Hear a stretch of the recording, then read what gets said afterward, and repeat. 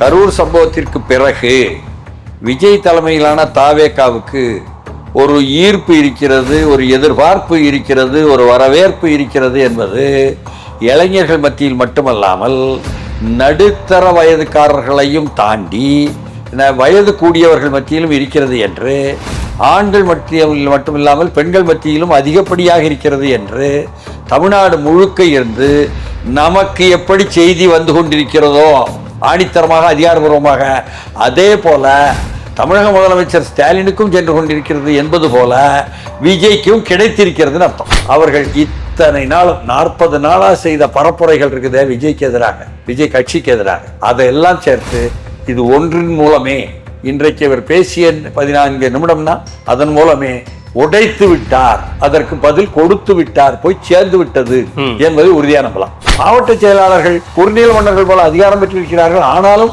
அவர்களை முழுக்க அடக்குவதில்லை என்பதுதானே கலைஞர் காலத்து வரலாம். அந்த மாவட்ட செயலாளர்கள் இன்னைக்கு எப்படி இருக்காங்க? ஒவ்வொரு மாவட்டத்திலும் மாவட்ட கட்டமைப்பு, மாவட்ட செயலாளர்கள் என்ற பொறுப்பெடுத்தவர்கள் அவருடைய செயல்பாடுகள் எப்படி இருக்குதுன்னு பார்த்தீங்கன்னா, நீங்கள் லென்ஸை வச்சுக்கிட்டு ஒவ்வொரு மாவட்டமும் பார்த்தா எல்லா இடமுமே அப்படியே ஆடி கிடக்குது, உதிர்ந்து கிடக்குது, சரிந்து கிடக்குது என்ற உண்மை திமுகவின் கட்டமைப்பை பற்றி இதுவரை வெளிவராத உண்மையை உங்களுக்கு நான் சொல்றேன். அந்த காவலர்கள் பெண்களை தேடினார்கள், இவர்கள் வந்து காருக்குள்ளேயே இருந்து அனுப்பினார், உடனடியாக காவலர்கள் வந்து தேடி கண்டுபிடிச்சு கடைசியில் வந்தாங்க. இந்த சுவர் ஏறி குதிப்பதற்கு அந்த பக்கம் அதனால வந்து தாமதமாச்செல்லாம் ஆணையர் சொன்னாரா? இல்லை. 1 கிலோமீட்டர் அங்கேருந்து வந்து வீடுகள்லாம் இருக்கிற இடத்துல வந்து அந்த பொண்ணு தானாகவே தேடி ஒரு வீட்டில் ஏறி குதிச்சு உதவி வேணும்னு கேட்டு அவங்க பயந்து போய் இரவில் இப்படி வராங்களேன்னு பக்கத்து வீட்டுக்காரங்க எல்லாரும் சேர்ந்து வந்து அப்புறம் அந்த பொண்ணை பார்த்து அதுக்கு ஆடை கொடுத்து அதற்கு பிறகு அவர்கள் தொலைபேசி இருக்கிறார்கள், அதன் மூலம் தான் வந்திருக்கிறது காவல்துறை. போதுமா? இவ்வளவு விஷயம் மறைக்கப்பட்டிருக்கு, இவ்வளவு விஷயத்தையும் மறைக்கப்பட்டிருக்கு என்பது போய் சேரவில்லை போல விஜய்க்கு, இல்லைன்னா அதிகம் பேசியிருப்பார்.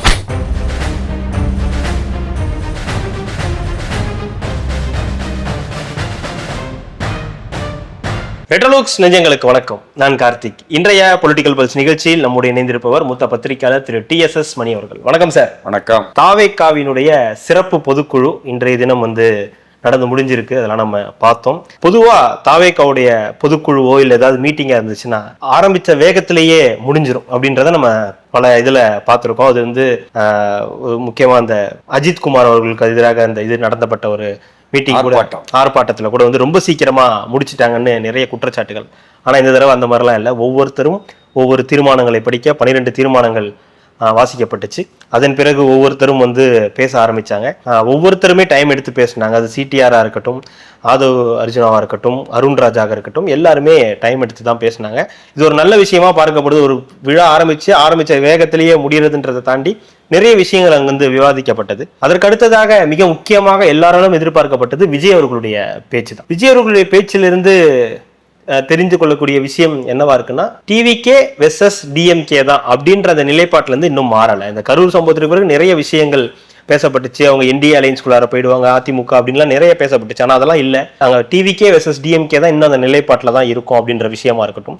சட்டசபையில் முதலமைச்சர் ஸ்டாலின் அவர்கள் சொன்ன விஷயங்களுக்கு அவர் கொடுத்த பதிலடியாக இருக்கட்டும், அது சுப்ரீம் கோர்ட் சொன்ன சில விஷயங்களை மேற்கோள் காட்டி சொன்ன விஷயங்கள் எப்படி பார்க்குறீங்க? ஒட்டுமொத்தமாக இந்த சிறப்பு பொதுக்குழுவையும் விஜய் அவர்களுடைய பேச்சையும் எப்படி பார்க்குறீங்க?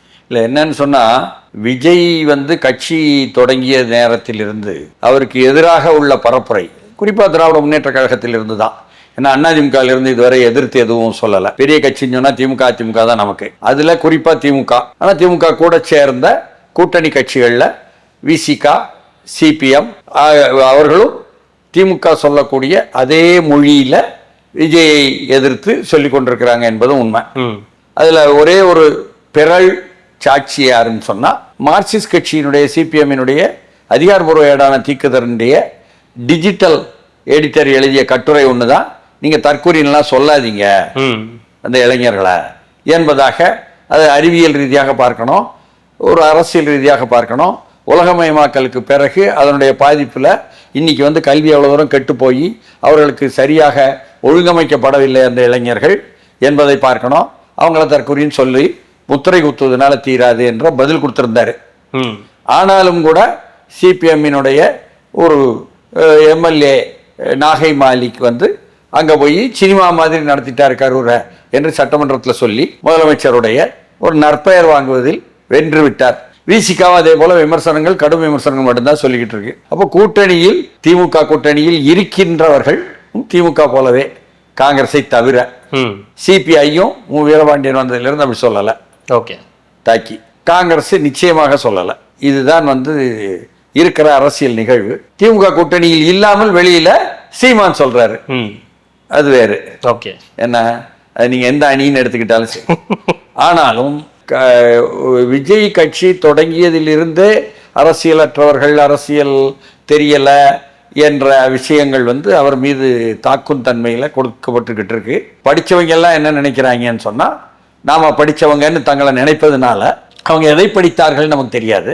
ஏன்னா வரலாற்றை படித்தார்களா, யதார்த்தத்தை படித்தார்களா, நடந்து கொண்டிருக்கின்ற ஊழலை பற்றி படித்தார்களா, நடந்து கொண்டிருக்கக்கூடிய நாட்டில் மனித உரிமைகளை பற்றி படித்தார்களா, மனித உரிமை மீறலை படித்தார்களா, அடாவடித்தனத்தை படித்தார்களா, அடக்குமுறையை படித்தார்களா, அடாவடி செய்கின்ற கட்சிகளை பற்றி படித்தார்களா என்று நமக்கு தெரியாது. அவங்கெல்லாம் படித்தவங்க இந்த நாட்டில். அப்படி உள்ளவங்கெல்லாம் கூட விஜய் ஏற்றுக்கிட்டு இருந்தாங்க. ஆனாலும் கூட அமைதியாக வாய் திறக்காமல் உள்ள படித்த டாக்டர்களோ இன்ஜினியர்களோ இந்த மாதிரி இருப்பாங்கள்ல, ப்ரொஃபஷனல்ஸ், அவங்கெல்லாம் இந்த ரெண்டு மாறாதா விஜய் வந்துட மாட்டாரான்னு பேசுகிறாங்க. இது இன்னொரு பக்கம். இப்படியாக களம் இருக்கும் பொழுது ஒரு பெரிய அளவுக்கு ஒரு அப்செட்டுன்னு சொல்லுவாங்களே, அப்படியே தேங்கி நின்ற நிலை என்ன தமிழக வெற்றி கழகத்துக்கு கிடைத்தது என்பது உண்மைதான். இதுவரை எல்லா இடத்திலும் தாமதமாகத்தான் வர்றாரு என்ற பெயர் விஜய்க்கு பதிந்தது என்பதும் உண்மைதான்.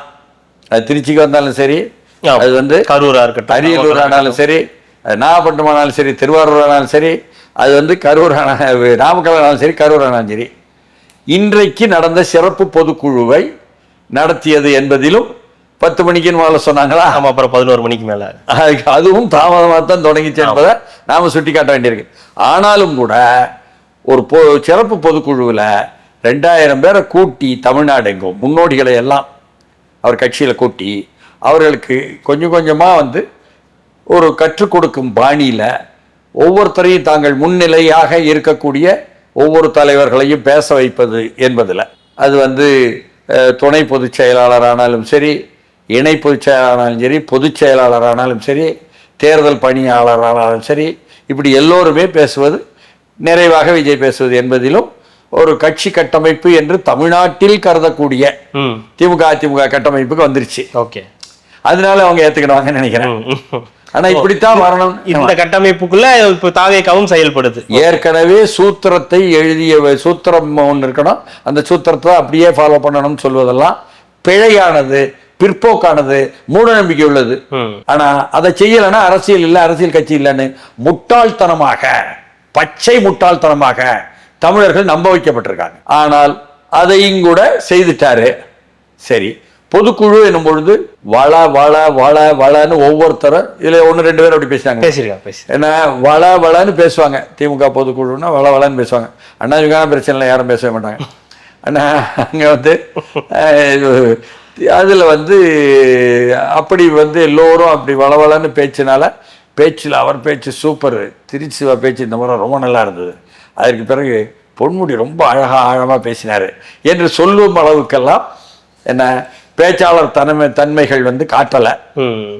அது அவர் சொன்னாங்கன்னா திமுகவை மிக கடுமையாக தாக்கி பேசுவது என்பதில் என்ன கைதட்டுகள் பெற்றிருக்கலாம்.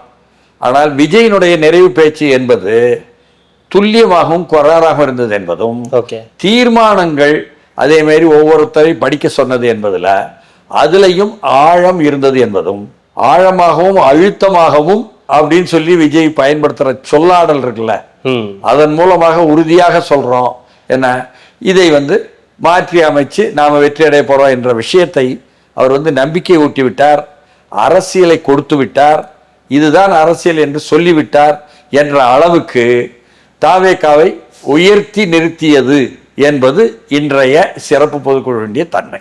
இதுல விஜய் அவர்கள் எப்பவுமே இப்ப சொல்லும்போது கடைசியா முடிக்கும் போது கான்பிடண்டா இருங்க, வெற்றி நிச்சயம் அப்படின்னு சொல்லுவாரு. இந்த தடவை சொல்லும்போது 100% கான்பிடண்டா இருங்க, வெற்றி உறுதி அப்படின்னு ஒரு விஷயத்த சொல்றது. இந்த 100% அப்படின்ற ஒரு வார்த்தையை சேர்த்திருக்காரு. அது வெளியில இருந்து பாக்குறதுக்கு சாதாரண ஒரு வார்த்தையா தெரியிருக்கலாம். ஆனா ஒரு 40 நாட்களுக்கு பிறகு மீண்டும் வந்து மக்களை சந்திக்கிறது, அவங்களோட தொண்டர்கள்ட்ட பேசும்போது அவங்களுக்கு கொடுக்க வேண்டிய ஒரு உற்சாகமா பார்க்கணுமா, இல்ல அவருக்குள்ள ஏதோ ஒரு மாற்றம் வந்திருக்கு அதனால அந்த 100% அவர் உணர்ந்து சொல்றாரு. என்ன காரணம்னா, அவருக்கு மட்டுமல்ல, தமிழ்நாட்டில் ஒவ்வொரு மூலை முடுக்கும் கரூர் சம்பவத்திற்கு பிறகு விஜய் தலைமையிலான தாவேகாவுக்கு ஒரு ஈர்ப்பு இருக்கிறது, ஒரு எதிர்பார்ப்பு இருக்கிறது, ஒரு வரவேற்பு இருக்கிறது என்பது இளைஞர்கள் மத்தியில் மட்டுமல்லாமல் நடுத்தர வயதுக்காரர்களையும் தாண்டி வயது கூடியவர்கள் மத்தியிலும் இருக்கிறது என்று, ஆண்கள் மத்தியில் மட்டுமில்லாமல் பெண்கள் மத்தியிலும் அதிகப்படியாக இருக்கிறது என்று தமிழ்நாடு முழுக்க இருந்து நமக்கு எப்படி செய்தி வந்து கொண்டிருக்கிறதோ ஆணித்தரமாக அதிகாரபூர்வமாக, அதே போல தமிழக முதலமைச்சர் ஸ்டாலினுக்கும் சென்று கொண்டிருக்கிறது என்பது போல விஜய்க்கும் கிடைத்திருக்கிறதுன்னு அர்த்தம். அதுதான் அவரை வந்து 100% என்ன கான்ஃபிடென்ட்டா இருங்க என்ற விஷயத்தை சொன்னது.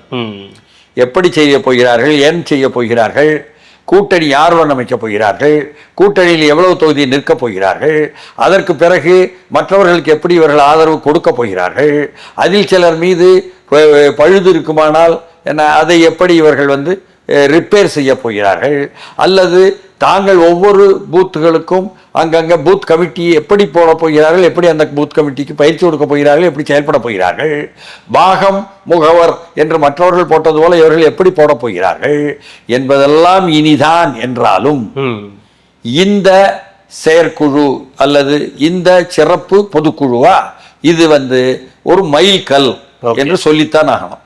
மைல்கல், ஆமா, அதாவது பாய்ச்சலில் ஒரு மைல்கல். பல மைல்கல் போனோம், இது ஒரு மைல்கல் வந்திருக்கு.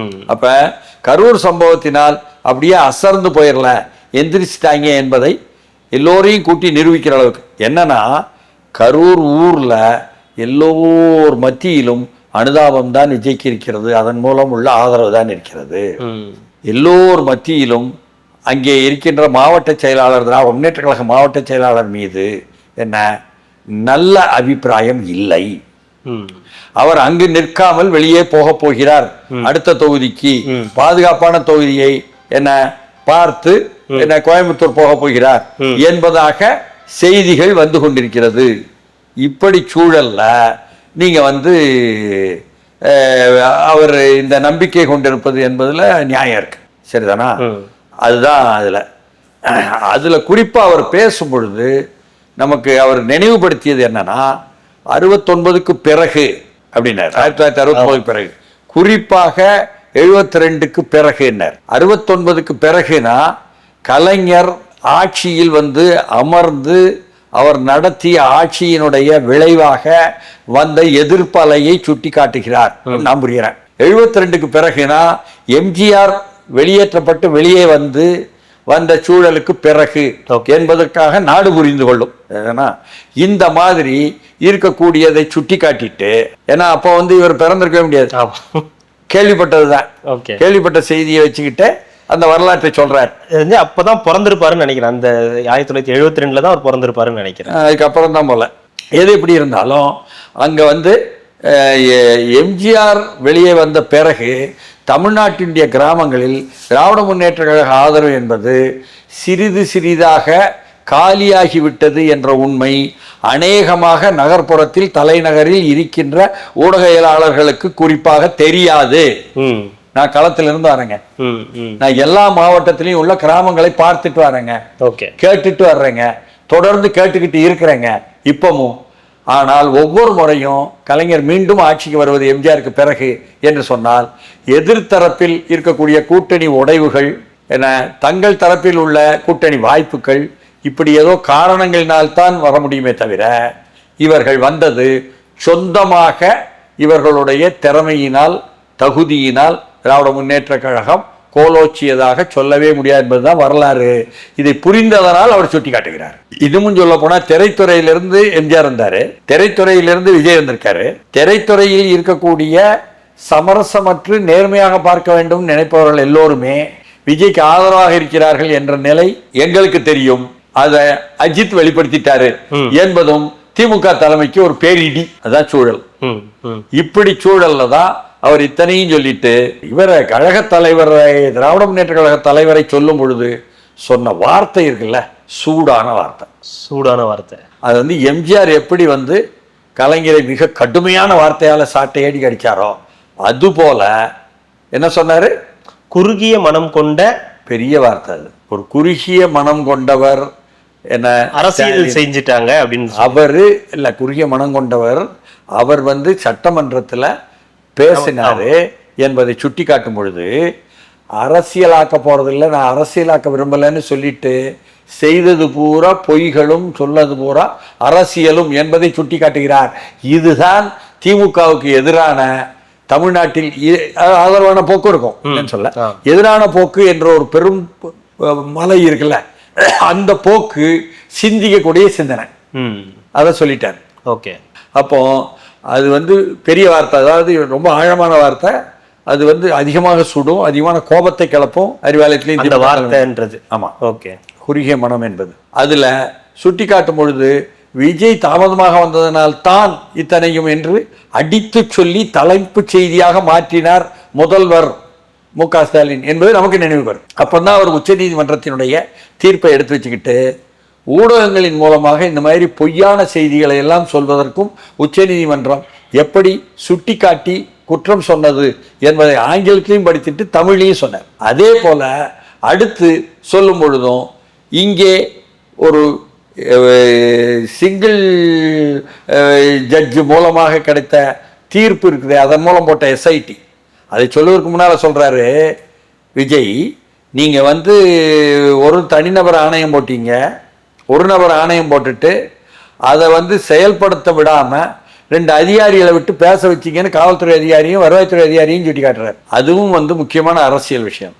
அதை அடுத்து பார்த்தீங்கன்னு சொன்னால் உச்சநீதிமன்றம் இங்கே இருக்கக்கூடிய சிங்கிள் ஜட்ஜு தனி நீதிமன்றத்தினுடைய செயல்பாடுகளில் எப்படி வந்து அவங்க கேட்டது ஓபிஎஸ், நீங்கள் எப்படி வந்து எந்த ஆதாரமும் இல்லாமல் எஸ்ஐடி கொடுத்தீங்க என்ற விஷயத்தை உச்சநீதிமன்றம் சுட்டி காட்டியது என்பதை எடுத்து காட்டுறாரு. அப்போ என்னன்னா, வெளியே உச்சநீதிமன்றம் விஜய்க்கு எதிராக கொடுத்துருச்சு.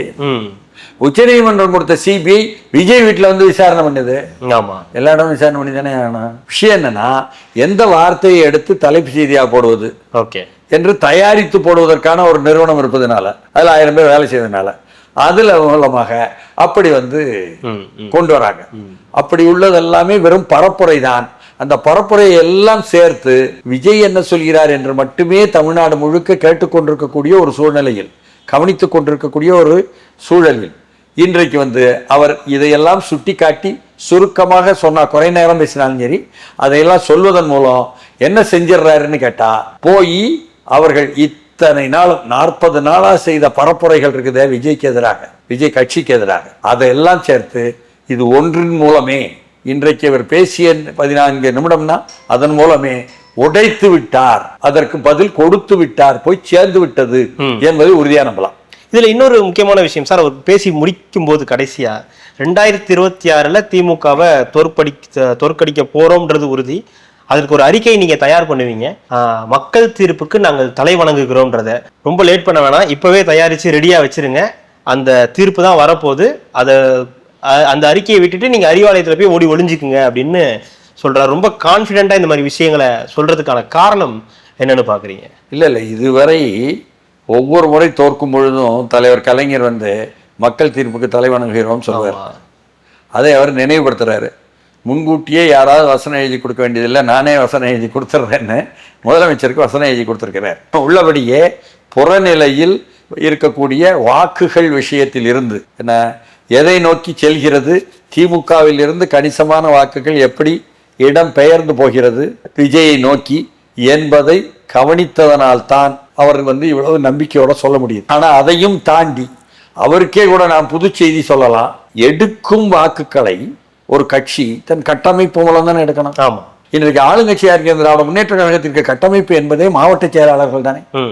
மாவட்ட செயலாளர்கள் மூலம் மட்டும்தான் இந்த கட்டமைப்பு நிற்கிறது, வலுவாக இருக்கிறது, உறுதியாக இருக்கிறது, எடுத்துக்கொண்டு செல்லப்படுகிறது என்பதுதானே திராவிட முன்னேற்ற கழக வரலாறு. மாவட்ட செயலாளர்கள் குறுநில மன்னர்கள் போல அதிகாரம் பெற்றிருக்கிறார்கள், ஆனாலும் அவர்களை முழுக்க அடக்குவதில்லை என்பதுதானே கலைஞர் காலத்து வரலாறு. அந்த மாவட்ட செயலாளர்கள் இன்னைக்கு எப்படி இருக்காங்க, ஒவ்வொரு மாவட்டத்திலும் மாவட்ட கட்டமைப்பு, மாவட்ட செயலாளர்கள் என்ற பொறுப்பெடுத்தவர்கள், அவருடைய செயல்பாடுகள் எப்படி இருக்குதுன்னு பார்த்தீங்கன்னா, நீங்கள் லென்ஸை வச்சுக்கிட்டு ஒவ்வொரு மாவட்டமும் பார்த்தா எல்லா இடமுமே அப்படியே ஆடி கிடக்குது, உதிர்ந்து கிடக்குது, சரிந்து கிடக்குது என்ற உண்மை திமுகவின் கட்டமைப்பை பற்றி இதுவரை வெளிவராத உண்மையை உங்களுக்கு நான் சொல்றேன். என்னால் மாவட்டமாக சொல்ல முடியும். அதை வேணா சுருக்கமாக ஒன்று சொல்லலாம். நேற்றைய திராவிட முன்னேற்ற கழக தலைமையில் இருந்து உள்ள அறிவிப்பை சொல்லலாம். துணை பொதுச் செயலாளரிலிருந்து வெளியே நீக்கப்பட்ட பொன்முடி மீண்டும் துணை பொதுச் செயலாளராக்கப்படுகிறார். பொன்முடிய மகன் ஏற்கனவே மாவட்ட செயலாளராக இருக்கிறாரு. துரைமுருகனுக்கு மகனுக்கு ஒரு மாவட்ட செயலாளர் பொறுப்பு என்று கொடுக்கப்படுகிறது. அதே போல துணை பொதுச் செயலாளராக இன்னைக்கு செய்தி விளம்பரத்துறையில் இருக்கின்ற சாமிநாதன் ஆக்கப்படுகிறார். கொங்கு சமுதாயத்தில் இருந்து சுப்புலட்சுமி ஜெகதீசன் இருந்தாரே, யாருமே துணை பொதுச் செயலாளர் இல்லையே என்பதை பூர்த்தி செய்வது என்பது போல வெளியே காட்டலாம். உள்ளே இந்த மாற்றங்கள் எல்லாமே தென் மண்டலத்தில், குறிப்பாக தென் மாவட்டங்களில் அங்கே கன்னியாகுமரி, திருநெல்வேலி, தென்காசி, தூத்துக்குடி இந்த மாதிரி பகுதிகளில் 25 தொகுதிகளை கொடுத்து கனிமொழி கையில் கொடுக்கப்படுகிறது. இப்படியாக யார் யார் கூடெல்லாம் முரண்கள் வந்ததோ, முரண்பாடுகள் வந்ததோ, விரிசல்கள் வந்ததோ, எல்டர்ஸ் என்ற முதியவர்கள் எல்லாம் இளைஞர் உள்ளே வருவதற்கு தடங்களாக இருந்தார்கள் என்று கருதப்பட்டதோ, அதனுடன் யார் யார் இணைந்தோ நெருங்கி போகிறார்கள் என்று கருதப்பட்டதோ அவர்களுக்கெல்லாம் அங்கங்கே பொறுப்பை கொடுத்து அதன் மூலம் தாங்கள் நினைக்கக்கூடிய அந்த இளைஞரை கொண்டு முக்கியமான பொறுப்பிலும் உட்கார வைக்கலாம். 85 வயதானவர் முக்கியமான பொறுப்பை கவனித்துக் கொண்டிருக்க முடியாமல் ஆகும். அவருக்கு சட்டமன்ற உறுப்பினர் கொடுக்க போவதில்லை. அவர் மகன் எம்பியா இருக்காரு, அவர் குடும்பத்தில் இருந்தும் கொடுத்து விடுவோம் சட்டமன்ற உறுப்பினர் என்ற நிலையும் எடுத்து அவரையும் சமாதானப்படுத்துவதற்கு அந்த இடத்திலாவது வந்துவிடக்கூடாது, வேறு யாராவது தென்மண்டலத்தில் உட்கார வைத்து விடுவோம், இங்கே இளைஞரை கொண்டு வந்து விடுவோம் என்ற அளவுக்கு எப்படியோ சமாளித்தல் என்று அமைப்பு ரீதியாக, கட்டமைப்பு ரீதியாக சமாளிக்கும் நிலைமைக்கு கட்டாயப்படுத்தப்பட்டு உள்ளது திராவிட முன்னேற்ற கழக தலைமை. அதெல்லாம் தெரிஞ்சுதான் விஜய் சொல்றாரு. அதனால வாக்கு வங்கியும் அப்படி போகுது. அதை எடுத்துக்கொண்டு செல்ல வேண்டிய தலைமையிலும் கட்டமைப்பில் இவ்வளவு பலவீனம் இருக்கே, வந்துகிட்டு இருக்கு நாளுக்கு நாள். அப்படி இருக்கும் பொழுது அது தானாகவே மக்கள் தீர்ப்பை ஏற்றுக்கொள்கிறோம் நிலைமைக்கு தான் போகும் என்பதை அவர் சொல்றாரு. ஓகே, இதுல குறிப்பாக தீர்மானங்கள், இந்த 12 தீர்மானங்கள், அதுல முதல் தீர்மானம் எல்லாருமே சொல்ற விஷயம், கரூர் சம்பவத்திற்கு அந்த இரங்கல் தீர்மானம், அந்த 41 உயிர்களுக்கு இரங்கல் தீர்மானம். அதை அந்த கரூர் மாவட்டத்திற்கு அந்த இதுலயே இந்த மதியழகன் அவர் தான் கைது செய்யப்பட்டார், அவரையே வச்சு படிக்க வச்சது. அதை எப்படி பாக்குறீங்க? அது பெரும்பாலும் அது வரவேற்கப்பட்ட ஒரு தீர்மானமா பார்க்கப்பட்டது. அதாவது அவர்கள் மறக்காமல் கரூர் விஷயத்திற்கு அவர்கள் துக்கம் அனுட்டிப்பதோ அதில் அக்கறையும் இருக்கிறது என்பதை தொடர்ந்து காட்டி கொண்டிருக்கிறாங்க. அது மக்கள் ஆமா அப்படின்னு சொல்லுவாங்க. ஓகே, அதை விட அடுத்து பெண்கள் பாதுகாப்பு தீர்மானம். இது குறிப்பாக என்ன விடுபட்டு விட்டது அல்லது எட்டவில்லை போய் விஜய்க்கு என்று நான் நினைக்கிறேன்னா, அங்க உள்ள மாநகர காவல் ஆணையர் ஒரு ஊடக சந்திப்பு செய்யறார். அதுல ரொம்ப அழகா சொல்றாரு, பெண்ணை பற்றி கேட்கும் பொழுதும் பிரைவசியை பேசக்கூடாது என்று சொல்றாருன்னு பெண்கள் அமைப்பெல்லாம் மகிழ்ச்சி அடைஞ்சாங்க. ஆனால் முக்கிய விஷயங்களை மறைத்து விட்டார் என்பதை நாங்கள் இங்கே சொல்லணும். என்னன்னு கேட்டா, அவர்கிட்ட கேட்காங்க, மது அறிந்து விட்டு வந்தார்கள் என்றால் மது அங்கே டாஸ்மாக் தான் காரணமான, டாஸ்மாக் இந்த இடத்திலிருந்து 2 மாதம் முன்னால் எடுக்கப்பட்டு விட்டது என்று அந்த கமிஷனர் சொல்றார், போலீஸ் கமிஷனர். எதை சொல்லவில்லை? அதிகாரபூர்வமான பெரிய டாஸ்மாக் அங்க இருந்ததை ரோட்டடியில எடுத்துக்கொண்டு போனது உண்மை. ஆனால் அந்த இடம் என்பது என்னன்னா, விமான நிலையத்திற்கு பின்புறம் நீலிகோணாம்பாளையம் செல்வதற்காக 7 கிலோமீட்டர் சுத்தி போகாமல் சுருக்கு வழியிலே அந்த புதர்கள் மத்தியிலேயே, புஷ் புதர்கள் மத்தியிலேயே, காடு இல்லை, புதர்கள் மத்தியிலேயே ஒரு சுருக்கு வழியாக போய்விடலான்னு 3 கிலோமீட்டர்ல எல்லோரும் போகிற வழி இருக்கு, சரிதானா? அந்த வழியை ஒட்டி இந்த நிகழ்வு நடக்குதுன்னு சொன்னா அதுல ஒரு டாஸ்மாக் பார் இருக்குது.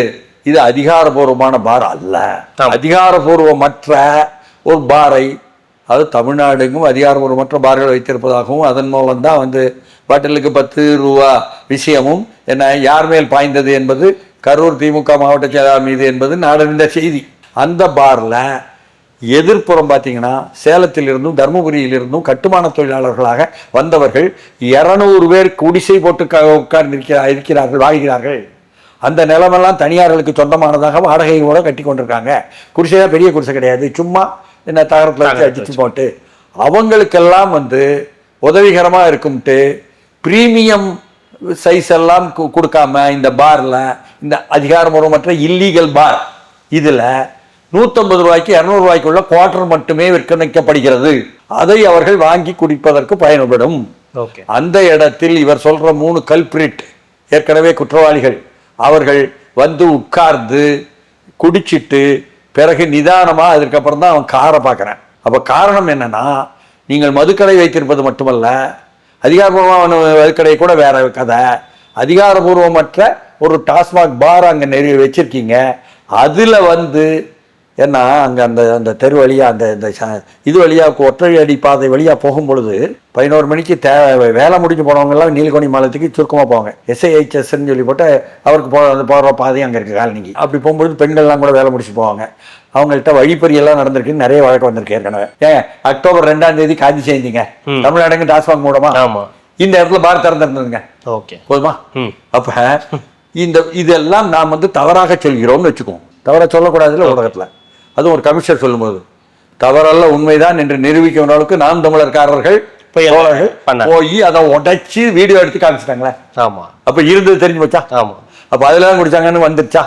அப்ப இவ்வளவுத்துக்கும் காரணம் இவர்களுடைய சட்டவிரோத மது விற்பனை தான் என்பது நிறுவனம். அதே மாதிரி அந்த காவலர்கள் பெண்களை தேடினார்கள். இவர்கள் வந்து காருக்குள்ளேயே இருந்து அனுப்பினார். உடனடியாக காவலர்கள் வந்து தேடி கண்டுபிடிச்சு கடைசியில வந்தாங்க. இந்த சுவர் ஏறி குதிப்பதற்கு அந்த பக்கம் அதனால வந்து தாமதமாச்செல்லாம் ஆணையர் சொன்னாரா? இல்லை.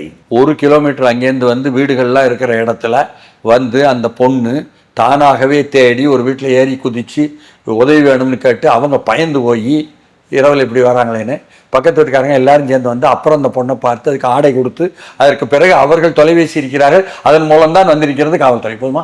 இவ்வளவு விஷயம் மறைக்கப்பட்டிருக்கு. இவ்வளவு விஷயத்தையும் மறைக்கப்பட்டிருக்கு என்பது போய் சேரவில்லை போல விஜய்க்கு, இல்லைன்னா அதிகம் பேசியிருப்பார். புரியுதுங்களா? இப்படி வந்து அந்த தீர்மானம். அடுத்து 3வது வந்து தமிழகம் மற்றும் புதுச்சேரியை சேர்ந்த 35 மீனவர்கள் கைதை கண்டிக்கும் தீர்மானம். தொடர்ந்து மீனவர்கள் விஷயத்தை அவர் வந்து சுட்டி காட்டுவது அதில் ஒன்று. அடுத்து 4வது வந்து தமிழ்நாட்டில் வாக்காளர்களின் ஜனநாயக கடமையான வாக்குரிமையை பறிக்கும் வாக்காளர் பட்டியல் சிறப்பு தீவிர திருத்த பணிகளை நிறுத்த கோரும் தீர்மானம்.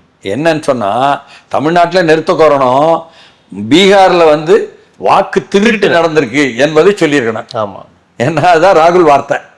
நான் அதை சொல்லியிருந்தா இன்னும் நல்ல கிரீடம் வைத்தது போல இருக்கும். அதுக்கு 5வது வந்து டெல்டா மாவட்டங்களில் விவசாயிகளிடம் உரிய நேரத்தில் கொள்முதல் செய்யாமல் நெல் உள்ளிட்ட தானியங்கள் மழையில் நனைந்து மூட்டையிலேயே முளைத்து வீணாகும் நிலைக்கு காரணமான விவசாயிகள் விரோத ஆட்சியாளர்களுக்கு கண்டனம். இது உண்மையான உண்மை. ஏன்னு சொன்னால் டெல்டா மாவட்டத்தில் விஜய்க்கு பின்னால் விவசாய தொழிலாளர்களும் சரி, சிறு விவசாயிகளும் சரி, நடுத்தர விவசாயிகளும் சரி அணி திரண்டு வந்தார்கள். என்ன, பிற்படுத்தப்பட்ட சமுதாயத்தைச் சேர்ந்தவர்களும் வந்தார்கள், கள்ளர் சமுதாயத்தை சேர்ந்தவங்க. அதே சமயம் வந்து தேவேந்திர குலமும் ஆயுதிராவிடர்களுமான பட்டியலினத்தை சேர்ந்தவர்களும் வந்தாங்க என்பதெல்லாம் அங்கே நடந்த நிகழ்வு திருவாரூர்ல, நாகப்பட்டினத்தில். அதனால அவருக்கு வந்து சரியா தெரியுது அந்த செய்திகளும். ஓகே. 6வது தீர்மானம், வடகிழக்கு பருவமழை குறித்து இந்திய வானிலை ஆய்வு மையம் எச்சரித்திருப்பதால் தமிழ்நாட்டில் சென்னை உள்ளிட்ட அனைத்து பகுதிகளிலும் மழைநீர் வடிகால்களை சீரமைத்து முன்னெச்சரிக்கை நடவடிக்கைகளை முன்கூட்டியே செய்து முடிக்க வேண்டும். ரெயின் வாட்டர் இது இருக்க, இதுல வந்து முழுக்க தப்பு நடந்திருக்கு இதுவரை. அது அவர் சுட்டி காட்ட விட்டுட்டார் போல இருக்கு. ஓகே. என்னன்னா 4000 கோடியை சென்னையில் இறக்கி இருக்கோம் சொல்லி சென்னை முழுக்க குளங்களாக இருக்கிறது, சென்னை முழுக்க பள்ளங்களாக இருக்கிறது. எல்லா தொகுதிக்கும் போக வேண்டாம், குளத்தூர் தொகுதி முதலமைச்சர் தொகுதிக்கு மட்டும் போனீங்கன்னா போதும். 4.5 வருடமாக பள்ளங்கள் தான் தோண்டப்பட்டிருக்கே தவிர தோண்டி தோண்டி தோண்டி மூடி மூடி தோண்டி தோண்டி மூடி மூடி தான் நடக்கிறதே தவிர இன்னமும் அங்க உள்ள மாணவ மாணவிகள் ஒழுங்காக போவதற்கு கூட வழி இல்லை. அதனால் இதுவே முத்தாய்ப்பான காரணமாக வந்து நிற்கிறது. இத்தனை விஷயங்களையும் என்ன அவர் வந்து தெளிச்சு விட்ட மாதிரி தீர்மானங்களா போட்டது. அந்தந்த இடங்களில் போராட்டங்களாக அவர்களே எடுத்தார்கள் என்றால் எல்லோரும் ஏற்றுக்கொள்வார்கள் என்கிற நிலைமைக்கு வந்துட்டு. 7வது தீர்மானம், பாதுகாக்கப்பட்ட ராம்சார் சதுப்பு நிலத்தில் கட்டுமானம் கட்ட தனியார் நிறுவனத்திற்கு வழங்கிய அனுமதியை ரத்து செய்ய வலியுறுத்தி தீர்மானம். இது வந்து நம்ம பள்ளிக்கரணையில் உள்ள கதை. ஆமா, உயர் நீதிமன்றத்திற்கு போய் தடை வாங்கியிருக்காரு, அதை முழுக்க ரத்து செய்யுங்கன்னு இவர் கேட்கிறாரு. அறப்போர் இயக்கம் அந்த விஷயத்தை அம்பலப்படுத்தினாங்க. அதே அறப்போர் இயக்கம் திருநெல்வேலிக்கு போய் ஒரு சட்டவிரோதமாக குவாரி பண்ணுகிறாய், சட்டபூர்வமாக வாங்கிய குவாரிகளில் என்று அரசியல் தலைமையில் இருக்கின்றவர்கள் சம்பந்தப்பட்டதை சொன்னார். அந்த நிகழ்வை கூட அதில் பியூசிஎல் சுரேஷ் உட்பட அறப்போர் இயக்கம் ஜெயராம் உட்பட வந்தவர்களை எல்லாம் அடிக்கிறதுக்கு வந்துட்டு அங்கே பொது கருத்து கேட்பையே கூட்டத்தையே கலைத்து விட்டவர்கள் எல்லாம் ஆழ்வோரிலிருந்து வந்தவர்கள். இன்னமும் எஃப்ஐஆர் மட்டும் போடுவோம், கைது பண்ண மாட்டோம் என்ற நிலையில் இருக்கிறது அரசு. அதற்கு அரசியல் காரணமா, அரசியல் தலையீடு தான் காரணமா, அராஜகம் ஆட்சியாளர்கள் செய்யலாமா என்பதை விஜய் கேட்பாரினின்னு பார்க்க வேண்டியிருக்கு. நம்ம 8வது தீர்மானம், மக்கள் சந்திப்பு மற்றும் பொது நிகழ்ச்சிகளில் பங்கேற்கும் கழக தலைவருக்கும் அவரை காண வரும் பொதுமக்களுக்கும் பாரபட்சம் இல்லாமல் தமிழக அரசு முழுமையான பாதுகாப்பு வழங்க வேண்டும். அது கொடுத்துதான் ஆகணும். ஆனா நீங்க கொடுக்கறது இல்ல. என்ன விஷயம்னா, கரூர்ல நடந்ததை பற்றி ஒவ்வொருத்தரும் ஒவ்வொன்று சொல்லலாம். உள்ளே நுழைந்தாங்க, சில வன்முறை பண்ணாங்கலாம். நாம் கேள்விப்பட்ட அளவுக்கு விசாரிச்சா அப்படி இல்லைங்க. அரசு அதிகாரிகளை நீங்க எந்த வகையிலையும் உதவ வேண்டாம்னு சொல்லி போட்டு வாய்மொழியாக பேசப்பட்டதுன்னு ஒரு கருத்து வந்திருக்கு. அதுவே பாதுகாப்பை போதுமான அளவு கொடுக்கவில்லை என்பதான விளைவை ஏற்படுத்தியிருக்கோம். அப்போ பாதுகாப்பு போதுமான அளவு கொடுக்கணும் என்பது அதிலிருந்து கிடைத்த படிப்பினையா இருக்கும். 9வது தீர்மானம், கழகத்தின் மீதும் கழக நிர்வாகிகள் மற்றும் தோழர்கள் மீதும் அரசியல் காழ்ப்புணர்ச்சியுடன் அவதூறுகளை பரப்பும் ஆளுங்கட்சியின் கைக்கூலிகளாக செயல்படுவதற்கு கண்டனம். இது ஒரு சார்பானது. ஆமா, இதை நான் மறுக்கிறேன் இந்த தீர்மானத்தை. ஓகே, எப்படின்னா உங்கள் தாவேகா கழகத்தின் மீது மட்டும் திமுக ஆட்சி அப்படி செய்கிறது என்றால் அது உண்மை அல்ல. தமிழ்நாட்டில் எல்லா முன்னோடிகள் மேலேயும் தமிழக தொழில்துறைக்கு வந்திருக்கும் முதலீடுகள் அவற்றின் மூலம் உருவான வேலைவாய்ப்புகள் குறித்து வெள்ளை அறிக்கை வெளியிட வேண்டும். 10வது தீர்மானம். ஆமா, அதுல தெரிஞ்சிடும். ஏற்கனவே உள்ளதை நீங்க விரிவாக்கம் செய்வதற்காகத்தான் ஒப்பந்தமா என்ன, ஏற்கனவே போனவரை திருப்பி போன மச்சான் திருப்பி வந்தா பூமணத்தோடன்னு ஃபோர்டை கூப்பிட்டு வந்ததுனால ஃபோர்டு இனிமேல் என்னெல்லாம் செய்ய போறான், எப்படியெல்லாம் தொழிற்சங்க விதிகளை அமலாக்க போறான் என்பது இடதுசாரிகளுக்கு ஒரு இடிப்பு. என்ன, அவனுக்கு அப்படியெல்லாம் கிடையாது தொழிற்சங்க விதியெல்லாம். என்ன உரிமைகள் கொடுக்க போறான். ஏற்கனவே அங்கே போய் தூத்துக்குடியில் போய் ஒரு வியட்நாம்காரங்களுடைய தொழிற்சாலையை திறந்து வைத்தாரே முதலமைச்சர், அங்கு கூட கான்ட்ராக்ட் லேபரர்ஸ் என்று சொல்லக்கூடிய ஒப்பந்த தொழிலாளர்கள் தான் கொடுப்போமே தவிர நிரந்தரமான ஊழியர்களை கொடுக்க மாட்டோம் என்ற நிலையில் இருக்கின்ற தொழிற்சாலைகளைத்தான் தமிழ்நாட்டில் கொண்டு வருகிறீர்களா என்று தொழிலாளி வர்க்கம் சார்பாக கேட்க வேண்டிய கேள்வி இருக்கிறது. 11, தமிழ்நாட்டில் ஜனநாயக அடிப்படையில் பொது பிரச்சனைகளில் கருத்து தெரிவிப்பவர்களை கைது செய்து அவர்களின் கருத்துரிமைக்கு சிதைக்கும் வெற்று விளம்பர மாடல் அரசுக்கு கண்டனம். இது வந்துருச்சுங்க. அப்ப தாவேகா நம்ம சொன்னோங்க, அது தாவேகாவுக்கு அவங்களுக்காக போடப்பட்டது, இது நீங்க சொன்ன இதுக்காக போடப்பட்டது. சரி, ஓகேவா. 12வது தீர்மானம் கூட்டணி நிலைப்பாட்டில் தலைவருக்கு முழு அதிகாரம் வழங்கும் தீர்மானம். அப்படின்னா இதுல என்ன எல்லாரும் புரிஞ்சுக்கணும்னா, கூட்டணி உண்டு என்பது இவங்க தலைமையை ஏற்றுபவர்களுக்கா அப்படின்ற ஒரு கேள்வி வருது. தலைமையை ஏற்றுக்கொள்வது என்ற அணுகுமுறை என்பது கூட இதுவரை உள்ள பழமை அணுகுமுறை. பரஸ்பர புரிதலுடன் சரிசமமான ஒரு கூட்டணி தானே அதுக்கு பேரு. ஆமா, கூட்டு அணி ஒன்றை உருவாக்குவது என்பதற்கான பேச்சுவார்த்தைக்கும் விஜய் செல்கிறார் என்பது உறுதிப்படுத்தி வருவதாக பொருள். அதனால அதுவும் கூட நம்பிக்கையை மேலும் அதிகாரத்தில் பங்கு ஆட்சியில் பங்கு என்பதை ஏற்றுக்கொள்பவர்கள் தான் இவருடன் வரப்போறாங்க என்பதையும் சேர்த்து நம்பிக்கையை அவர்களுடைய தொண்டர்களுக்கு கொடுக்கும், அவரை நம்பி இருக்கும் வாக்காளர்களுக்கு கொடுக்கும். மாற்றம் உறுதி என்று நம்பிக்கொண்டு இருக்கின்ற, மாற்றம் வேண்டும் என்று நம்பிக்கொண்டிருக்கின்ற அலை போன்ற மக்கள் திரளுக்கும் கொடுக்கும் என்பதுதான் நமக்கு தெரியுது. கண்டிப்பா சார். விஜய் அவர்களுடைய பேச்சு, இந்த 12 தீர்மானங்கள் பற்றி நிறைய விரிவா சொல்லியிருக்கீங்க. அடுத்தடுத்த நிகழ்வுகள் எப்படி அமைதுன்றதை பொறுத்து தொடர்ந்து பேசலாம். மிக்க மகிழ்ச்சி. நன்றி.